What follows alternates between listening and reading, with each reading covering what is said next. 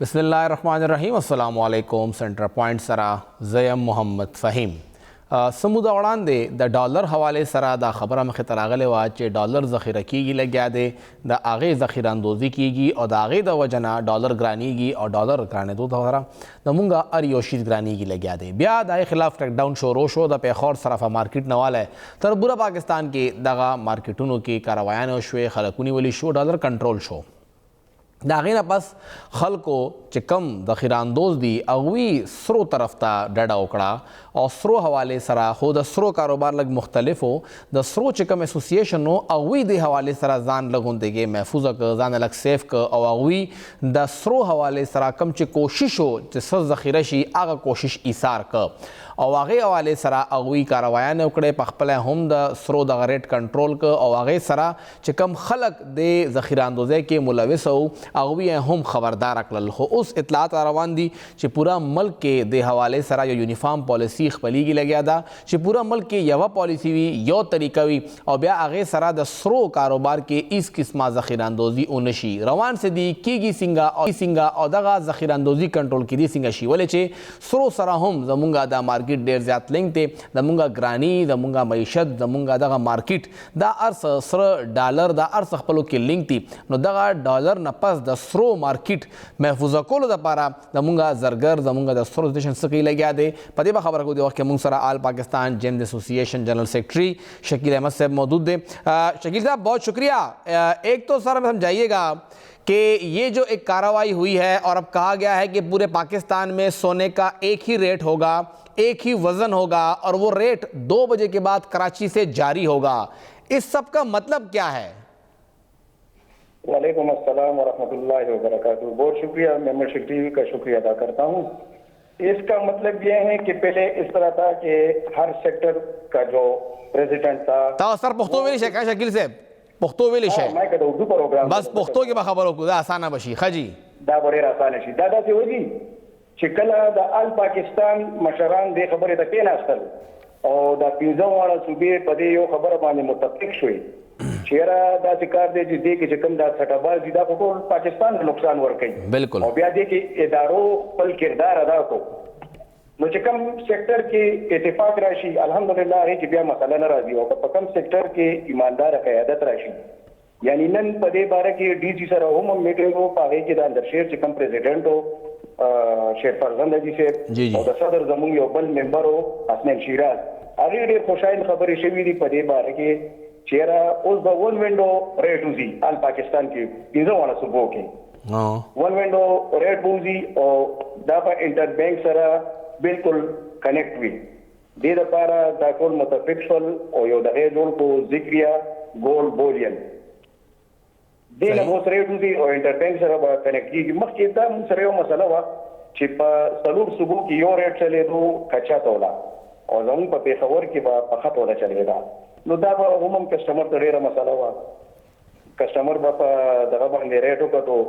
د آل پاکستان ریټ وکتو، دلته به موږ سره ډېرې مسلې وي. نو شکر دی چې دې باندې متفق شول. اوس به کچا توله په آل پاکستان کې چلی. مطلب یوه توله به یو خبره به یوه خبره به جی. مخکې به دې کې مسله دا وه چې ډېرو خلکو به دا په نیټ به وکتل، په ګوګل به وکتل، نو هغوی به موږ سره دا بحث کولو چې نه په کراچۍ کې، په لاهور کې، په اسلام آباد کې خو دا ریټ دی، ستاسو ریټ د 3000 روپۍ ګران دی. دا به دلته پخه توله وه.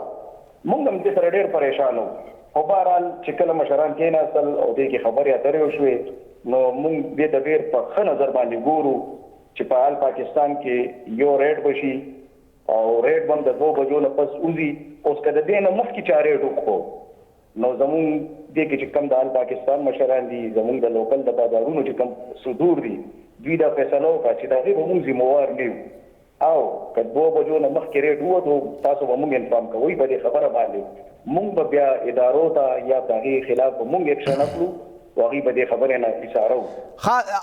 رو به دا خبره لږ ډسکس کوو. پهله خبره په وزن راته وکړئ چې اوس څه وزن دی او مخکې څه وزن و؟ جی مخکې خو آل پاکستان کې داسې وه چې په 4 صوبو کې 11.664 حساب سره به کچا توله چلېده. دلته به زمونږ 12.150 دا توله به چلېده. نو دې کې به خامخا 4-5 ګرام دا به ګرام وکنه 12.150 ګرام به یو توله وه. جی دا به یو توله وه زمونږ به پخه توله وه او نور چې کوم کراچۍ لاهور اسلام آباد داسې هلته به دا کچه توله چلېده 11.664. صحیح شو. نو بیا به دې کې ګډ ډېر ریزنینګ کولو ځکه چې نن سبا خو ټول انټرنیټ سیسټم دی هر سړی آنلاین ریټ هم ګوري نو چې هغې به ریټ وکړو نو دلته به چې مونږ له رالل نو مونږ ته به چې نه دا خو ستاسو 50,000 روپۍ فرق دی. بیا نو دا دوه تولو سیسټم ولې و لکه صرف پېښور کې ریټ بدل ولې و؟ بس دا اصل کې دې متفق کېدل نه په دې خبره باندې. ها ما خو تاسو ته ووایي که نه چې کوم سیکټر کې ایمانداره قیادت راشي دا اوس ټول متفق شول په دې خبره چې دا موږ ته نقصان دی لګیا دی. نه دا قیادت دغه راغی که ډنډې زور دی؟ نه جی دا د قیادت فیصله ده. ډنډې زور خو دا و چې سټهباز یې بند کړل او د قیادت دغه زه دې کې شامل کوم په دې باندې چې دا ایمانداره قیادت راغلی دی نو هغې دا فیصله وکړه چې یار پاکستان کې به یو ریټ وچلو که نه اوس د ډبل ریټونو څه ضرورت دی او هغې کې نقصان هم زرګر ته اوس مې په دې ریټ باندې لږ پوه کې لکه اوسه پورې چې چا دغه توله کالي اغوښتې لکه مخکې مسله به دا وه چې واده به یې کراچۍ کې وکړه هلته به جینۍ ته 15 تولې کالي میلو شو چې رابلل نو دلته به 15 تولې نه وه هغه جینۍ ته به هم خبرې کولې چې ستا پلار او ستا مور تعالی کالي کم کړی دی او هغې به خیر خپل کالي پوره و. اوس که دې خوا پېښور کې کومه جینۍ ودیږي یا څوک واده کوي او هغې سره زاړه کالي دي هغه په زړه توله باندې دي د نوې تولې سره به اوس څه کېږي؟ نوې تولې سره به مکه سیسټم وي جي. اوس که مثال په طور کې کراچۍ کې څوک دغه جوړوي کالي جوړوي او جی نو هغه هم د کچه تولې ریټ به چلي. اوس که یو سړی هغه ته ووایي چې نه خیر دی ریټ خو د کچه تولې چلي لګیا دی خو ته ماله پخه توله جوړه کړه نو هغه به زرګر ته هم ښکاره وي او ګاټ ته به هم ښکاره شي. خرڅ یادوم د خرڅ طریقې کار بسي که چا سره کور کې دې وخت کې زاړه سره دي هغه جی اب ورته بیا تولې په حساب خرڅېږي یا ګرام په حساب به خرڅېږي؟ نه جی هماغه ګرام چې کوم سړی به اوس مثال په طور کې خرڅوي او جی او د سره دغه دی نو 11.664 حساب باندې بایلي خو چونکې هغه خو وزن زیات دی که نه او او او نو چې وزن زیات دی خو دته به د زیات وزن پیسې میلاویږي لکه دا تقریبا 400 او 90-95 ګرام راځي که نه نو دا 495 ګرام بہت اضافي پیسې میلاویږي مطلب عام کس ته دې نه نقصان نه دی چې دا نوې توله راله؟ نه جی یار عام کس ته نقصان په دې نشته چې حساب وګورئ جی ریټ خو به د کچې تولې وځي که نه. جی بالکل. اوس مثال په طور کې زه به تاسو کنسیډر کړم چې تاسو یو کسټمر یې بالکل تاسو رالی تاسو سره پخه توله ده جی او ریټ زه د کچه توله لګوم نو زه به د کچه تولې ریټ ولګوم خو ستاسو وزن خو الریډي زیات دی چې زه د 11.664 حساب لګوم او تاسو سره 12.150 وخت دی نو لازمن خبره چې تاسو ته به دې کې 3-4 روپۍ چې کومه ډیفرنس دی به تاسو ته زیات دي. لکه زه به لږ اسان کم کتونکو دپاره که ما سره 3 تولې کالې دی او توله په 2 لک روپۍ دی او تاسو له درلمه نو تاسو هماله 3 توله کالۍ 6 لک روپۍ نه راکوئ تاسو به هغې کې حساب وکړئ چې پخه توله کې چې کوم دا 495 یا 96 ګرام زیات جوړیږي تاسو به هغه په هغې کې فکس کړئ ما ته 86 ګرام زیاتېږي نو اضافي پیسې به ماله راکوئ همدغسې به وي؟ همداسې ده او لکه د ریټ ګورئ جي د کچه تولې ریټ مثال په طور کې نن ووتو 2 لک روپۍ او جی او تاسو سره اوس د کچې تولې نه لکه دا 11.64 نه زیاته ده یو د 3 روپۍ زیاته ده جی یا نیمه ماته زیاته ده نو الریډي تاسو به پیسې د نیمې ماتې زیاتې میلاویږي لکه داسې خو نه ده لکه پورا پاکستان کې به اوس یو ریټ ښه دا راته ووایه بله خبره چې دغه سټهبازي چې وه تاسو کوم د شیرفضل صاحب ذکر هم وکړه د هغوی چې کومه وایس میسج چلېده هغې کې هغوی وی چې دا واټساپ ګروپونو کې دننه چې کوم کار روان دی دا ختم کې د دې څه مطلب و؟ د دې مطلب هم دک جی شیرفضل حاجي صاحب خدا یو خبره به منئ جي چې هغه دې دپاره ګورې ډېره منډه والی سټهبازو خلاف هغه ډېر غټ اواز اوچت کړی دی ما خو تاسو ته ووایي چې کله ایمانداره قیادت راشي که نه بیا هغه اواز اوچت کړي بیا دا واټساپ ګروپ جوړ شوی باقاعده د سټهبازو خپل واټساپ ګروپ و ما دې نه مخکې مې یو پروګرام کې دا ویلي و چې د دې خپل ګروپ جوړ شوی دی او دوی په هغې کې لګیا دي دا خو چې کله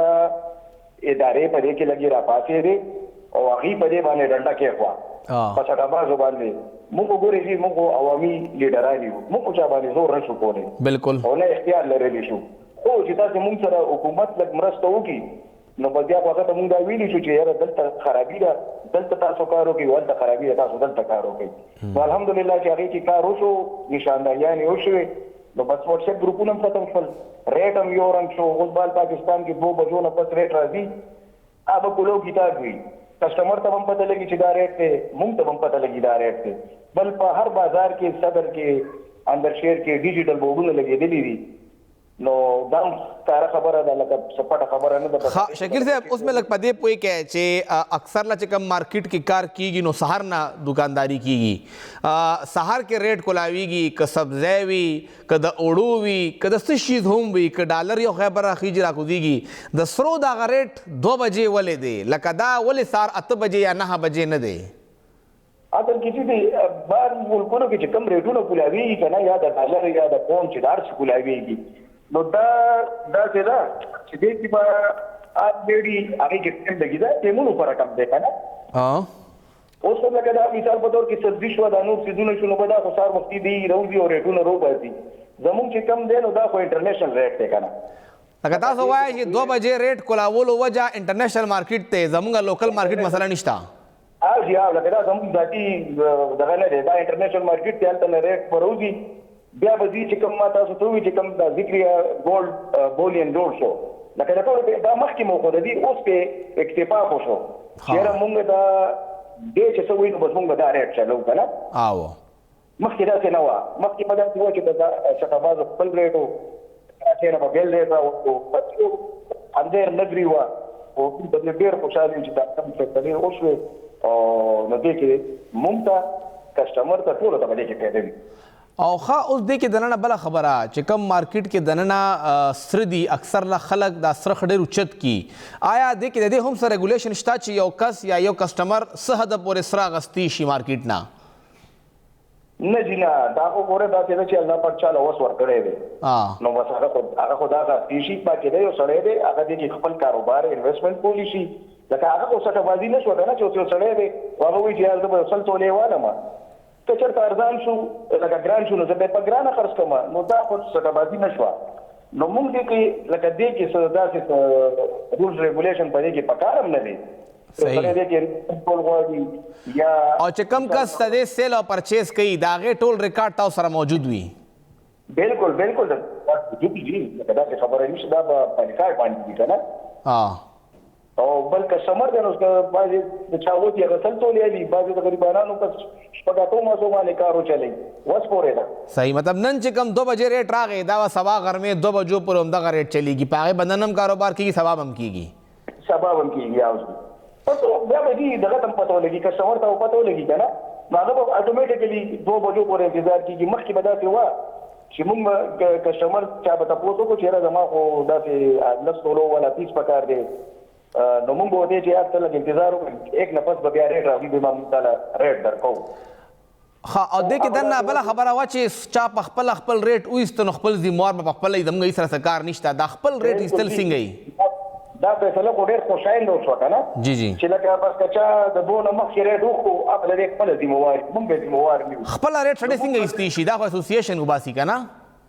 او جی دا به ما تاسو ته ووایي که نه چې د دې ټولو اتفاق په دې ذکریه ګولډ بولین باندې وشوه چې په دې رقم ریټ وباسي، دا به انټربینک سره لینک وي د دوی، او په دې چې کوم ریټ وباسي بس په دې باندې زموږ دوای خیر دی، په ټولو کې امین وکړو. صحیح صحیح، ډېره مهرباني شکیل احمد صاحب، جنرل سیکرټري آل پاکستان جیمز اسوسییشن، او څنګه یې خبره وکړه چې دا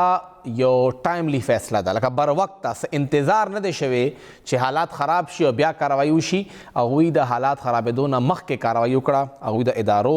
ذهبه پاک فوج FIA دا ټول په دې کې کار کړی دی. هغوی هغې شکریا دا هم کړه چې هغوی په ټایم باندې سټابازان دې نه بار کړل چې سټابازي به دې کې دننه نه وي، او چې کم طریقې کار دی د ګولډ مارکیټ کم یونیفارمټي لکه یکسانیت په پوره پاکستان کې کله نو راغلی، اوس راغی چې ټول پاکستان کې به 11.664 ګرام برابر به یو توله کالی وي. اول به پېښور کې 12.150 ګرام توله وه او پوره پاکستان کې بدله وه. کچا پخه ختمه شوه به صرف به توله کالی وي، او یو توله کالی کې به 11.664 ګرام سره شامل وي. یو وړه شان د ماخلو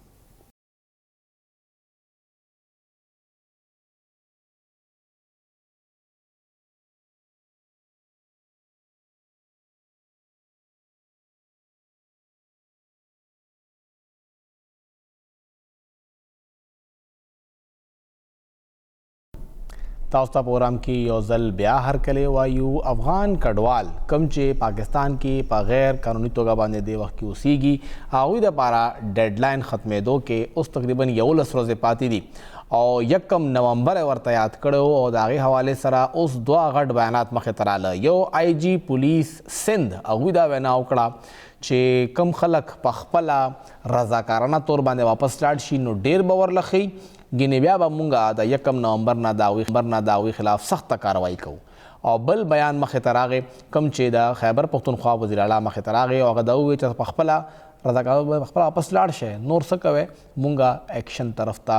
مه بوځئ خو اکشن به کیږي یا نه په دې به خبره کوو. دې وخت کې مونږ سره اسلام آباد نه سینئر صحافي عثمان خان صاحب موجود دی. ډېره مهرباني عثمان صاحب. عثمان صاحب دا کډوال کم چې دې خوا دې وخت کې اللیګلي اوسیږي لګیا دي دې حوالې سره پولیټیکل کافي خبرې وشوې JUI هم کافي خبرې وکړې مولانا صاحب بیان کړی او بیا ایم الولي صاحب هم خبرې وکړې خو تلل خو حتمي دي. ستاسو سره اپډیټ څه دي اسلام آباد کې څه روان دي؟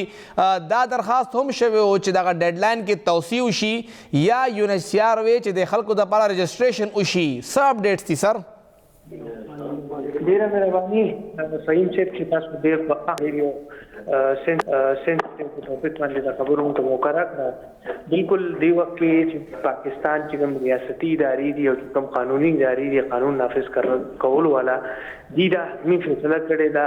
چې ملک کې چې کوم د امن او امان صورتحال دي دا کنټرول کولو لپاره اولنې ترجیح دا ده چې غیر مقیم چې کوم افغانیان دي دا د پاکستان نه وباسي چې دا هلته لاړ شي ځکه چې پاکستان کې چې د آخري څو ورځو کې چې کوم حادثات او سانحات شوي دي چونکې چې کوم قانون نافذ کولو والا ادارې دي هغې دا ویلي دي چې په دې کې غیر قانوني طور باندې چې کوم مقیم افغانیان دي دا استعمال شوي دي نو دغې لپاره پاکستان چې کوم امن او امان صورتحال دی او ورسره چې کوم ټریډ ایشوز دي او چې کوم بارډر ایشوز دي دې لپاره دا لازمي ده چې غیر قانوني مقیم افغانیان خپل ملکونو ته ملک ته واپس لاړ شي.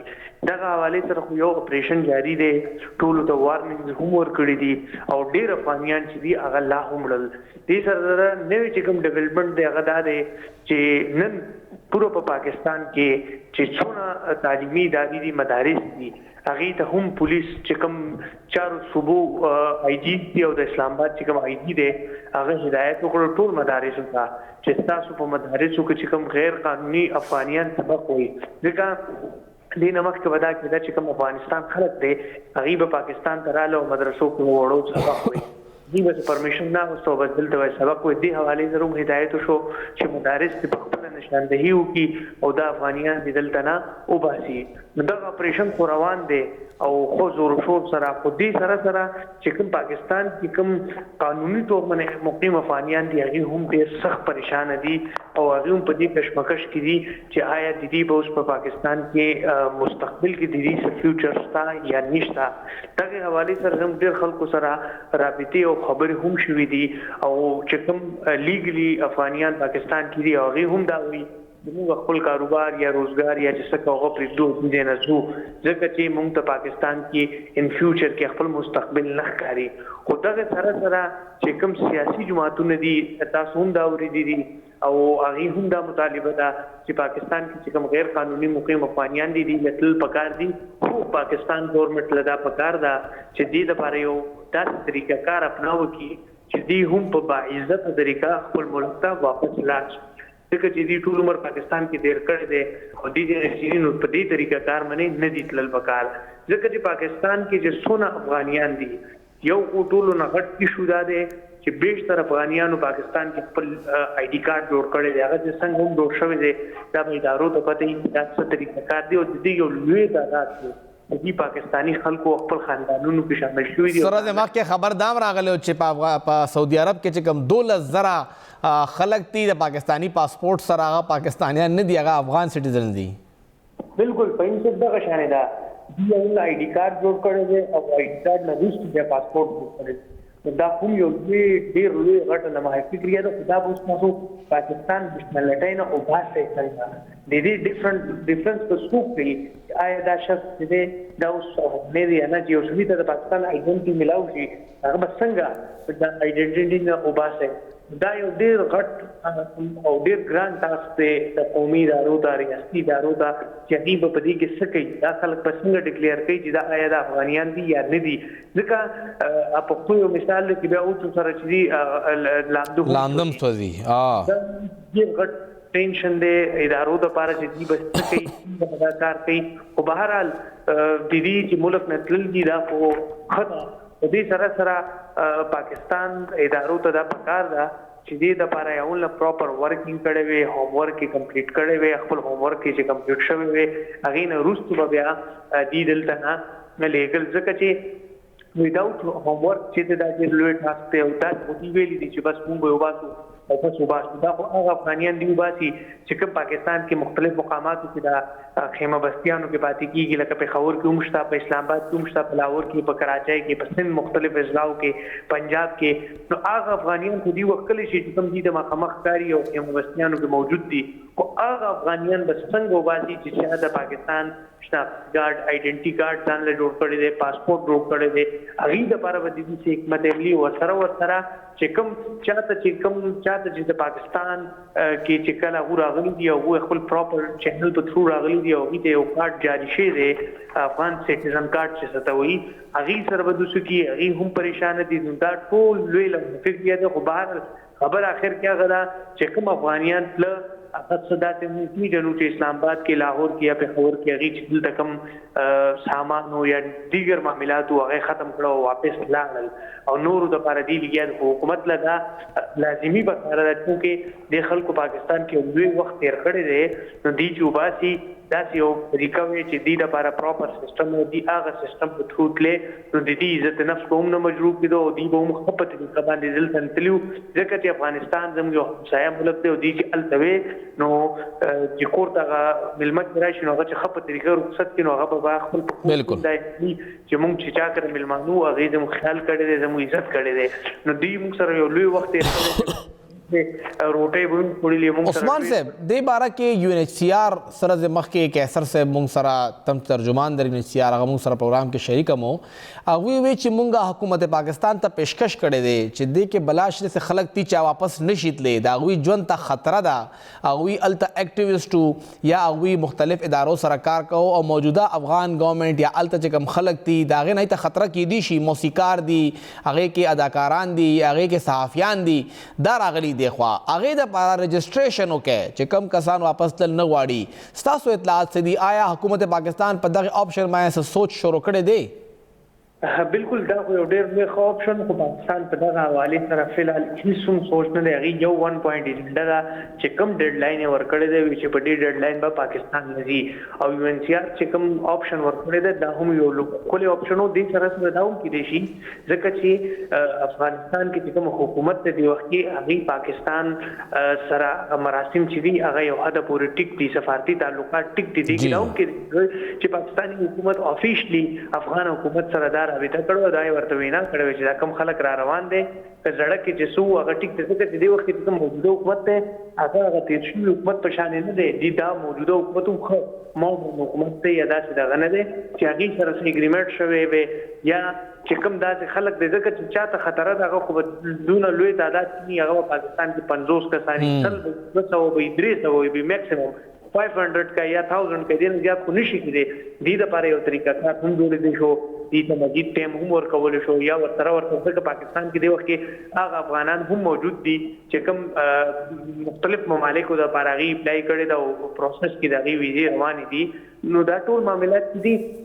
دا یو مثبت او ښه په طریقه هم کېدی شي. خو دې وخت کې چونکې زموږ ریاستي ادارو دا فیصله ده چې دا چې کوم غیر قانوني مقیم افغانان دي دې لاړ شي. او یو دې نه یو ډېر غټ خبره دا هم ده پاکستان کې دې وخت کې چې څنګه افغانان یو لوی تعداد کې موجود دي نو ورسره اوس چاینیز هم پاکستان ته یو لوی تعداد کې را روان دي. خو دغه حوالې سره اوس پاکستان له دا پالیسي جوړول پکار دي چې آیا پاکستان ته چې نن نه وروستو کوم غیر قانوني چې کوم غیر ملکي نه چاینیز پاکستان ته راځي. بالکل دې وخت پاکستان کې چونکې چاینیز یو ډېر لوی کاروبار شروع کړی دی. پاکستان کې چې څونه بزنس روان دی هغې کې چاینیز ډېر زیات انټرسټ دي. مې بي هغوی په ویزو باندې راځي او پراپر چینل باندې راځي، خو دې دا ډفرنس کول بیا ډېر ګران وي وروستو. ځکه چې پاکستان کې چې دا کم افغانیان موجود دي دې وخت کې دا افغانیان څه خو پراپر چینل په تھرو راغلي دي افغان سټیزن کارډ ورسره هغې سره راغلي دي خو زیات چې دي هغه بیا هغه ایلیګل راغلي نو پاکستان کې چې کوم چاینیز دي وخت را روان دي بزنس لپاره کاروبار لپاره اساسي نو هغې خو اول له ټول په پراپر چینل په تھرو رواني خو دا نه چې بیا د افغانانو کاري او څنګه چې افغانیانو پاکستان کې دومره لوی په تعداد کې موجود دي چې د هغې وخت ما ته خو ډېر زیات ګران ښکاري دی چې څونه مرضي اپریشنز وکړي دی خو به خپل چې کوم فگر دی مې بي خپل په فگر کې کامیاب شي او دی ولیږي خو دی به آیډنټیټي څنګه کوي دی خو یو کور ته نه شي تللی چې دا یو کور نه وباسي نو څنګه پالیسي جوړول پکار ده پالیسي میکر د لپاره پکار ده چې دې سره چې کوم چاینیز راځي دی لپاره هم یو پالیسي جوړه کړي آیا دا چاینیز چې کوم پاکستان ته را روان دي دا څونه ټینیور د لپاره راځي چې کاروبار کوي څنګه کوي آیا عثمان صاحب مونږ سره د وخت کې پاکستان کې بلاشه افغان ماشومان چې د سبق هم لګیا دي په یونیورسيټانو کې په کالجز کې او د کې ډېر د سدي چې هغه په سکالرشپ باندې دي غالبا علامه اقبال په نوم باندې سکالرشپ ته هغه کې مشتا بیا سچ دي هغه پی او آر او ای سی سی کارت سره دي هغه ماشومان هم سبق وی لګیا دي نو هغوی بس کوي دا هغوی بس مستقبلی دا حکومت کول یو خبر وکړه چې کله غیر قانوني مقیم روان دي نو چې کوم صحیح پراپر چینل په تھرو راغلي دي هغې ته هم ډېر ایشوز دي هغې هم په دې پریشان دي چې آیا چې دوی دا نور خلک وباسي نو موږ به څه کوو زموږ به پاکستان کې څه فیوچري ځکه چې کله حالات چینج کېږي نو دا بیا ډېر ایشوز دي دې وخت کې خو چې کوم ایلیګل دي فی الحال هغې وباسي اولنی سټپ دا دی پاکستان کې چې کوم غیر مقیم قانوني طور باندې چې کوم مقیم افغانان دي دا به وباسو بیا به چې کوم افغان سټیزنز کارډ والا دي یا چې کوم نور دي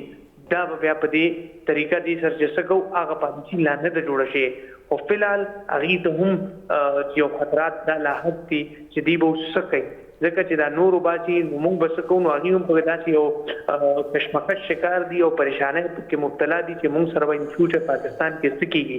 ځکه دا وایم دې باره کې آیا افغانانو سره عدالت سره رابطه کړې ده په اینی پلیټ فارم باندې ولې چې پېښور های کورټ اوس رستو ورځو کې یو فیصله ورکړه چې کوم افغان سړي پاکستانی ښځې سره واده کړی چې هغه ته د ټول څومره هم کریډنشلز دي ادې پوره کړي او هغه ته نیشنلټي ورکړی شي نو آیا نور افغان خلکو هم په اسلام آباد کې لاهور کې چې د بل ځای کې عدالت سره رجوع کړی دی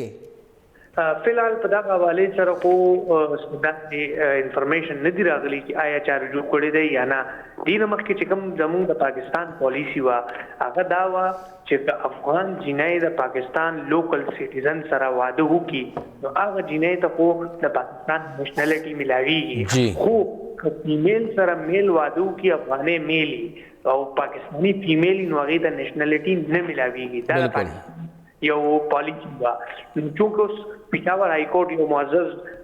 کورټ کې چې کوم فیصله کړې ده دې باندې ریاستي ادارې فیصله کوي چې څه کول دي یا څه نه خو چونکه دا چې پاکستان کې ډېر فیمیل چې دي پاکستاني هغې افغانیانو سره هم ودونه کړي دي او افغاني فیمیلز هم میل سره کړي دي او دې کې ډېر خلک داسې هم دي پاکستان کې کله چې داسې یو کنډیشن راشي نو هغه بیا تاسو هم پته ده په اګریمنټ په تھرو هم ودونه کېږي دا رشوا نو دا چې کوم خلک په اګریمنټ په تھرو فیمیل پاکستاني پیپر میریج چې څنګه ته مونږ وایو څنګه چې خلک امریکای د پاره او د څنګه چې مونږ د امریکای او د یورپ خزو سره واده کوو چې هلته شټ یو داسې بدل تک کېدی شي دا کار وایي روټ شي دا کار وشو نو دا خو تاسو هم پته ده چې افغانیانو سره ښه پیسې شته ښه پیسې دي او افغانان کې ښه کاروبار کړی دی نو عثمان صاحب از خپلو کیو که یو کار مونږ د پاره ټیک دی او مونږ د هغې ځای ښځو سره پیپر میریج د پاره واده وکړو سره نیشنلټي والو نو بیا دوی هم کوي دوی لپاره هم ټیک دی که نه نو دا خبره خو ستاسو ټیک ده پاکستانیانو خو دغه کار کړی دی او زه خو دا خبره کوم چې پاکستان کې چې کوم افغانیان دي د دې د چانټیو کې چې کوم ښه خلک دي پاکستان کې تاسو یو خبر وکړم زه ډېر خلک داسې پېژنم چې هغوی پاکستان کې ډېر غټ سطح باندې کاروبار کوي دي افغانیان دغه زما سوال هم دی زموږ وخت کمې هم د عثمان صاحب دا راته ووایه چې مونږ هر کال خبره کوو ریمیټنسز حوالې سره مونږ ته بار نه ډېر ریمیټنسز راځي خو دغه افغان خلک چې کم از کم زه پېښور خبره وکړم چې کم پېښور کې اوسېږي کې ډېر غټ تاجداري خلک بار دي کینیډا کې دي په یورپ کې دي او هغه ډېرې زیاتې پیسې رالیږي لکه زمونږ خلک خو مزدوري کوي هلته کور ته به دیج زره 40,000 رالیږي دغه افغانان د میاشتې لکونه روپۍ رالیږي نو پاکستان ریمیټنسز کې د هغوی هم ډېر غټ کردار دی د هغې سره بیا موږ څه کوو دغه ما هم دغه خبره کوله چې افغانیان چې کوم ځکه چې افغانستان نه چې کله انخلاو شو نو زیات خلک بهر لاړ او فیملیان په پاکستان کې دي چې آیا پاکستانی ګورنمنت یو داسې پالیسی جوړ کړی وي او دغه داسې یو سټیزن کارت ورکړی وي یا بیا یو علاقه دی د لپاره ډیکلیئر کړو وي پېښور کې به کړی و لاهور کې به کړو پنجاب کې سند کې چې افغانیان چې کوم راځي سټیزن کارت والا دا د ایریا د دلته د پاتې کېږي خوري کی سکولونه او غي د لپاره ته داسې ماحول جوړ کړو چې ځکه د پاکستان ته فائدہ له افغانیان چې کوم بهر نه پیسې را لېږي هغه پراپر په چینل په تھرو په بینکس په تھرو را لېږي او دې فیملیان یې ریسیو کوي نو د دې فائدہ خو بنیادی طور باندې پاکستان ته دا پاکستان ته چې کله ګوره دی پاکستان نه پیسې وړي نه پاکستان ته پیسې راوړي افغانیانو په پاکستان کې په لاهور کې په شاهي مارکیټ کې غټ کاروبارونه دي د کارپیټ کاروبار کوي د نور سيزونو کاروبار کوي نو زه هم دا خبره کوم چې زموږ حکومت ته پکار ده چې یو داسې پالیسي جوړ کړي چې هغه پالیسي په تحت دی رجسټرډ هم شي دی ته یو علاقہ ډیکلیئر کی یا چې څنګه دا د ریاست مرضی ده د ادارو مرضی ده او دې سره د پاکستان په بزنس کې ډېر غټ بزنس کمیونټي ته ډېر به ایشو شي دی لاړل بل دا چې افغانیان چې کوم پاکستان کې په لږ په پیمنټ باندې کار کوي خو بهرحال ځکه دی وخت کې دې د لپاره یو داسې خب پالیسی جوړه کړو ها چې کوم داسې افغانان دي ځکه اصل کې ادارې دا خبر هم کوي چې پاکستان کې چې کله ایشو شي نو هغه ته باندې دا ډېر مشکلات دي هغه کس نشي ډریس کولای بالکل سټارټ نه دی یا یو سړي پاکستان آیډنټیټي نه ده هغه به څنګه ټریس کوي دا یو مهم شو دا خو دې لپاره الټیمیټلی څه آپشن پکار دی تاسو چې سعودي عرب ته لاړ شئ نو سعودي عرب کې پولیس ګرځي هغه د هر سړي ویزا چیک کوي هغه د هر سړي کاغذونه چیک کوي او چې کوم سړي ایلیګلی فورن ډیپورټ کوي دغه شانې دلته پورو په پاکستان کې زموږ پولیس موجود دی هغه ګرځي نو دغه شان دي چې کوي کنه یو سړي سره یو نېشنلټي یا څه کاغذات یا څه شي نه هغه د فورن زین نه وي او هغه دغه نورمال ګور معلومات کوي او فورن ډیپورټ کوي نو طریقہ کار ډیر زیات موجود دي او دې لپاره یو خو په طریقې باندې دا کار امپلیمنٹیشن پکار دی بیسیکلی بالکل ډېره مهرباني عثمان خان صاحب څنګه یې ذکر وکړ چې دغه خلک یکدم ایستل دا ډېر غټ نقصان کولی شي خو بهرحال ادارې زمونږ ریاستي ادارو زمونږ ریاست دا فیصله کړې ده نو اوس د هغې میکانزم کتل دي د یکم نه به څه کېږي آیا دغه مار داړ به وي نیول به چېرته به وړي سب جیلز به نوي جوړېږي نوي ټینټ هاوسز به جوړېږي د خلک به نیولي کېږي څنګه ولې چې 10 لکو نه زیات خلک دي طریقې کار به څه وي صورتحال ډېر دلچسپ دی دا به اوس په یکم پته لګي او څومره خلک واپس لاړل دا هم ډېر زیات کم دي څه سوونو خلک تقریبا څه شپږ نیم زره سره زه وړاندې وو که ډېر ظلم شي دغه 10 زره به تلي په 10 لکو کې 10 زره 12 زره 15 زره څه غټ تعداد نه دی یکم دا پته لګي یو وړه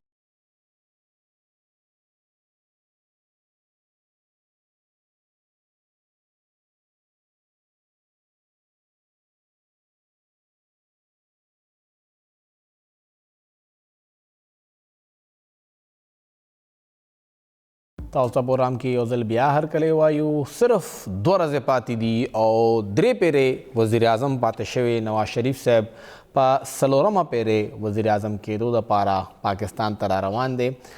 سبا نه بل سبا په 21 اکتوبر باندې به هغوی لاهور ته اسلام آباد ته جبه لاهور ته ځي د هغوی څه قانوني دغه پیچیدګي ده نن د هغوی ضمانت چې کوم و د هغې چې کوم ګرفتاري و هغې حوالې سره د هغې منسوخۍ یا معطلۍ دپاره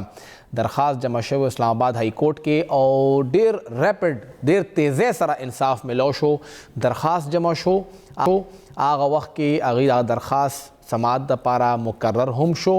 بیا بای چانس هلته کې نیب والا هم موجود و هم رالل کېناستل جج صاحب هم کېناسته او ویلې کېږي څه 18 والا تر 22 منټو کې دننه ټول پروسس پوره شو او عدالت هغه وارنټ ګرفتاری معطله کړ نو نواز شریف صاحب به اوس انتهایی ښه او امن پرامن طریقې سره پاکستان ته راځي هېڅ قسمه ګرفتاری خطره هغې ته نشته پرې به تجزیه اخلو اسلام آباد نه سینئر صحافی تجزیه کار ڈاکٹر سعدیہ کمال بھی مجھ سے موجود رہا میڈم بہت شکریہ کیا کہیں گی بہت زیادہ تیاریاں کی ہیں مسلم لیگ نون نے نواز شریف صاحب کی واپسی کے لیے آپ کو لگتا ہے کہ تیاریاں مکمل ہیں یا ابھی بھی کہیں پہ کچھ تھوڑا بہت ٹویٹنگ کرنا باقی ہے جی فہیم صاحب شکریہ آج کل تو پاکستان میں جو سیاسی ماحول گرم ہے اس میں صرف آج کل یہی ٹاپ کی خبر جاری ہے ہمارے تمام رپورٹر اسی میں مصروف ہے کہ سابق وزیر اعظم نون لیگ کے رہنما میاں نواز شریف آ رہے ہیں اور 21 اکتوبر کو ان کی آمد ہے اور ان کے لیے بھرپور تیاریاں ہر طرف سے زور و شور سے کی جا رہی ہیں. اور ظاہر ہے کہ اس میں اگر ہم دیکھتے ہیں کہ ہمارے جو دوست ممالک ہیں ان کا ایک اہم کردار رہا ہے اور یہ خاص طور پر ایک فضا پیدا کی جا رہی ہے. اگر ہم پاکستان کی سیاسی تاریخ میں جاتے ہیں تو ہم دیکھتے ہیں کہ جس طرف کو آپ نے مڑنا ہے، جس طرف کو جانا ہے، آپ نے ہواؤں کا رخ بھی اسی طرف کو موڑ دینا ہے. تو اب آپ دیکھ رہی ہیں کہ کس طرح سے مسلم لیگ نون، جو ہم دیکھتے ہیں کہ کچھ عرصہ پہلے جب پی ڈی ایم سے پہلے جو حکومت تھی اس میں ہمیں یہ لگ رہا تھا کہ وہ بیانیہ جو کچھ عرصہ پہلے دیا گیا کہ مجھے کیوں نکالا اور ووٹ کو عزت دو، وہ بیانیہ کہیں پہ غائب ہو گیا تھا اور وہ نظر ہی نہیں آتا تھا وہ بیانیہ. لیکن اب آپ دیکھ لیں کہ 4 سال بعد میاں محمد نواز شریف کی آمد ہو رہی ہے پاکستان میں، اور اس میں آج آپ دیکھ لیں کہ کورٹ نے کس طرح سے ضمانت جو ہے وہ منظور کر لی، جبکہ اس سے پہلے یہ کہا جا رہا تھا کہ اتنے کیسز ہیں اور ان کیسز میں کیسے اس کو میاں صاحب فیس کر پائیں گے اور اس کے لیے کیا ہوگا. لیکن اب لگتا ہے کہ پوری فضا اور راہ ہموار کی جا چکی ہے اور بالکل آگے کا جو ماحول ہے اور جو حالات ہیں وہ کس طرف کو جا رہے ہیں، یہ سب لوگ جو بھی شعور پاکستان میں رکھتے ہیں سیاسی طور پر سوجھ بوجھ ہے وہ سب دیکھ رہے ہیں کہ اس وقت کیا ہونے والا ہے.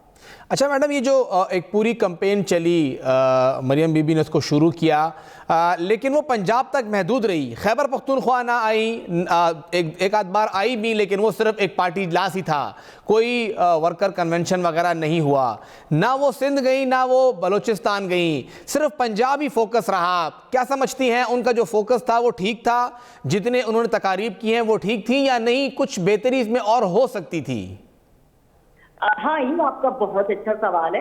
اصل میں آپ سیاسی تمام جماعتوں کو دیکھیں تو ان کے اپنے اپنے علاقے ہیں. اگر پیپلز پارٹی نے سندھ سنبھالا ہوا ہے تو ادھر سے آپ دیکھتے ہیں کہ مسلم لیگ نون ہمیشہ پنجاب میں رہی ہے. اگر آپ پنجاب کے اپر پنجاب کے اضلاع دیکھ لیں تو اس میں 2013 کا الیکشن ہو جس میں تقریباً قومی اسمبلی کی 83 سیٹیں تھی، یا پھر آپ دیکھیں کہ الیکشن ہو 2018 کا، وہاں پر ہمیں مسلم لیگ نون نظر آئی ہے. اور یہ سیاسی جماعتوں کا رہا ہے. آپ یہ دیکھیں کہ پیپلز پارٹی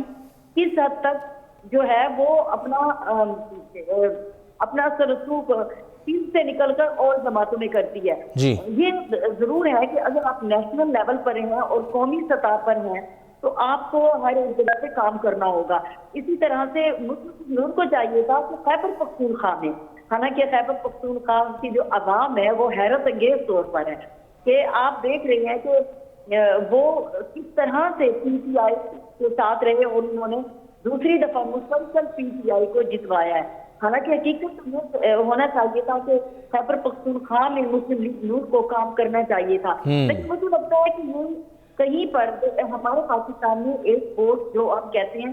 شخصی ووٹ، وہ بہت اہمیت رکھتا ہے. تو جو ایک شخصی ووٹ ہے شاید ان کی طرف سے، یا پھر جو ایک بیانیہ پی ٹی آئی لے کے آئی ہے کہ موروثی اور سیاسی جو آپ دیکھ رہے تھے کہ ایک خاندانی سیاست ہوتی تھی وہ اب نہیں ہوگی. کیونکہ اگر ہم ان علاقوں میں جاتے ہیں تو ہمیں زیادہ تر فیوڈل سسٹم اور موروثی سیاست ضرور نظر آتی ہے. اور حتیٰ کہ مریم نواز کا اپنا سسرال بھی مانسیرا میں ہے، خیبر پختونخوا ہے، وہ وہاں بھی نہیں گئی.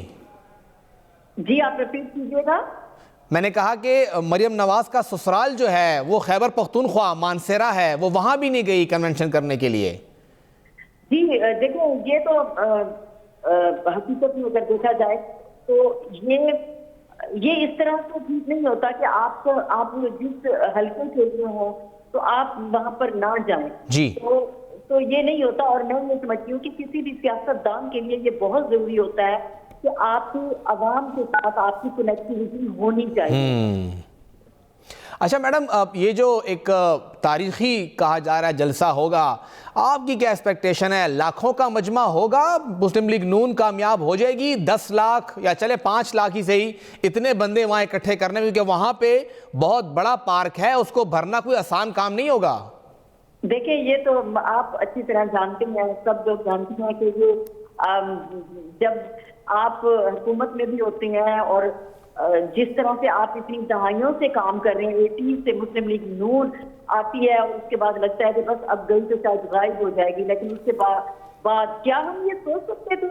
2019 نومبر میں جب یہاں سے نواز شریف گئے تھے اس وقت کیا ہم سوچ سکتے تھے کہ کیا وہ واپس آئیں گے؟ سوال ہی پیدا نہیں ہوتا تھا۔ آئیں گے اگر آپ دیکھ لیں تو 3 مرتبہ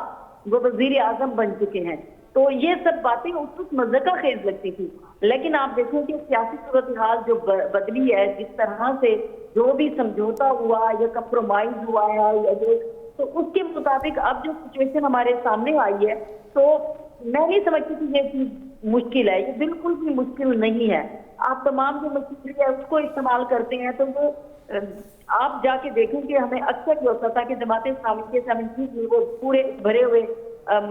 لوگ چلے جاتے ہیں، آپ لے آتے ہیں، لیکن یہ ضروری نہیں ہوتا کہ لوگ آ جائیں، آپ کے جلسے اتنے کامیاب ہو جائیں اور وہ آپ کو ووٹ بھی دے دیں۔ یہ ضروری نہیں ہوتا کہ وہ آپ کے ووٹرز ہوں، اور میں یہ سمجھتی ہوں کہ مسلم لیگ نون اس میں کامیاب ہوگی، اس میں ایک بڑا کردار کہیں صاحب میڈیا کا بھی ہے۔ اب آپ دیکھیں کہ میڈیا کس طرح سے دکھا رہا ہوتا ہے کہ وہ جب جلسہ اکٹھا ہوتا ہے تو وہ بتاتے ہیں کہ کس طرح سے آپ کی آمد اور آمد کے بعد وہاں پر لوگ کتنے ہیں، آپ چاہیں تو آپ 50,000 کو 5 لاکھ کا DSNG لے جاتے ہیں اور آپ دکھا دیتے ہیں کہ کیا ہے۔ تو یہ پہلے سے جو سیاسی جماعتیں ہیں میڈیا پہ بھی پورا کام کرتی ہیں، وہاں پر ان کے جو ساتھ ان کے اتحادی ہوتے ہیں، وہ اتحادی یہ نہیں ہوتے کہ آپ کو بظاہر نظر آئیں، ظاہر ہے اسٹیبلشمنٹ ہو یا جو بھی فیصلہ کرنے والے ہیں، جو طاقتیں ہمارے پاکستان میں حکومتوں کو لاتی ہیں، ان سب کے ساتھ آپ کے مذاکرات باقاعدہ ہوتے ہیں اور یہ ایک طے شدہ پوری اس کے تحت ہوتا ہے اور پوری ایک ماحول کریٹ کیا جاتا ہے، وہ پوری چیزیں بنائی جاتی ہے کہ آپ بنائیں۔ تو یہ بہت وہ نہیں ہے کہ اس میں جلسہ جلوس ہوگا یا نہیں ہوگا۔ ہاں آپ اس پہ گراؤنڈ ریئلٹی کیا ہے، گراؤنڈ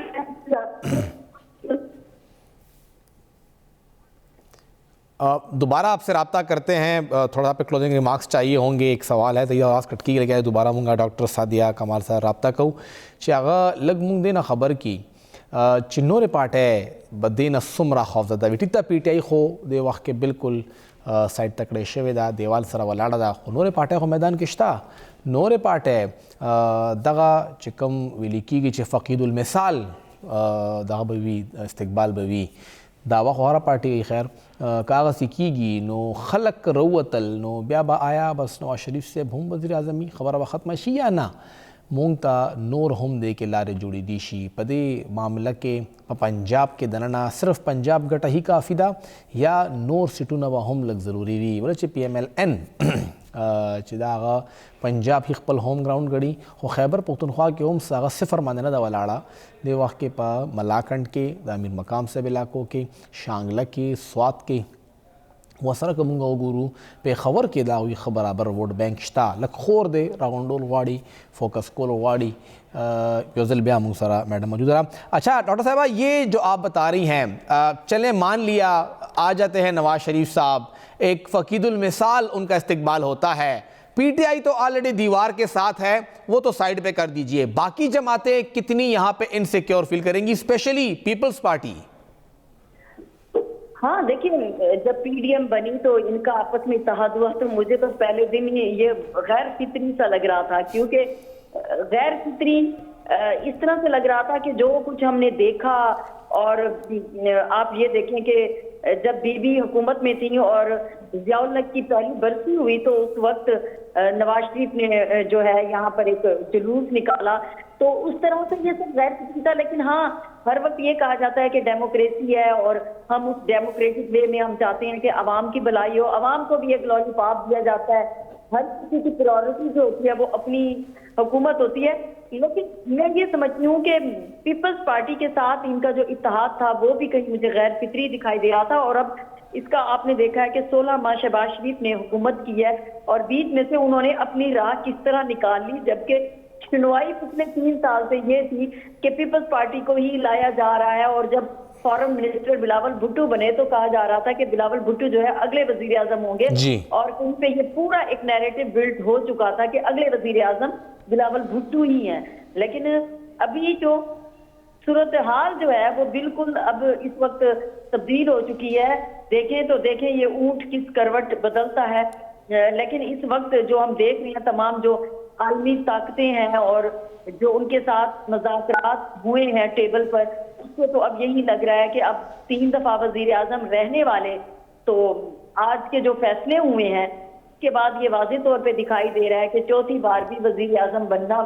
ناممکن نہیں رہا. ہاں پیپلز پارٹی کے لیے یہ ہے کہ پیپلز پارٹی جب ساتھ ملی تھی, پیپلز پارٹی کو تو ہمیشہ کہا جاتا ہے کہ افہام و تفہیم اور مفاہمت سے کام لیتی ہے, اور اس کے جو زرداری صاحب جن کو یہ کہا جاتا ہے کہ وہ شطرنج کے ایسے مورے چلتے ہیں کہ آپ کو پتہ ہی نہیں چلتا کہ کس وقت وہ بازی پلٹ دیں. لیکن اس دفعہ نہ جانے وہ خود کہاں گئے تھے کہ اس دفعہ وہ بھی ہمیں نہیں اس میں بجے سے ہیں. ہوا ہے پچھلے دنوں دبئی میں بھی ان لوگوں کی ملاقاتیں ہوئی اور مذاکرات ہوئے, اور اس کے بعد اب مجھے لگتا ہے کہ پیپلز پارٹی کو اس سے نقصان پہنچا ہے جو پیپلز پارٹی کا لگ رہا تھا. آپ یہ دیکھیں کہ جو ایک چیز اہم تھی جو مجھے پچھلے دنوں نظر آ رہی تھی جب یہ نگران حکومت سے پہلے سچویشن دیکھ رہے تھے, سب سے اہم پوسٹیں جو تھیں وہ پیپلز پارٹی نے ان دونوں نے آپس کے ساتھ نون لیگ والوں کو دی تھی, یعنی ساتھ بیٹھ کے انہوں نے نون لیگ کے حوالے کر دی. جی جو اکاؤنٹیبل ہوتی, جن میں کوئی پوچھ گچھ ہوتی, اور جو زیادہ ذمہ دارانہ سیٹ تھی وہ جان بوجھ کے نون لیگ کو دی گئی. اور پیپلز پارٹی جو تھی, جیسے اب شہری رحمان تھی, شہری رحمان خود مینٹور ہیں بلاول بھٹو کی, لیکن آپ دیکھیں کہ وہ کلائمیٹ چینج وہ خود ایک سائیڈ پہ رہے. پیپلز پارٹی نے بیسیکلی اپنے اوپر ذمہ داری نہیں لی تھی. ہمارے پاس وقت کی کمی ہے میڈم, بہت شکریہ. ڈاکٹر سعدیہ کمال بی بی اگوی منگلہ ٹائم راکا اس نے ذکر ہوکا چھے اس سے اس دے وقت کی اخکاری دے نن اسلام آباد ہائی کورٹ فیصلے نا پس چھے سلوراں پیرا بشیروانی اگوی اچھئی خو پاکستان دے سلور میں اشتے پزا پاکستان کے سکی کی دا خو پخپلا ہم تاریخ تا او مستقبل تا ندا پتا. پروگرام وقت ختم دے او دا زمونگا دا ہفتے خیرانے پروگرام ہو کہ خدای کڑے خیر یا جن وفاو کڑا نو بیا با انشاءاللہ دا گل پر از ملاقات کو تراغ دما. اللہ پامان.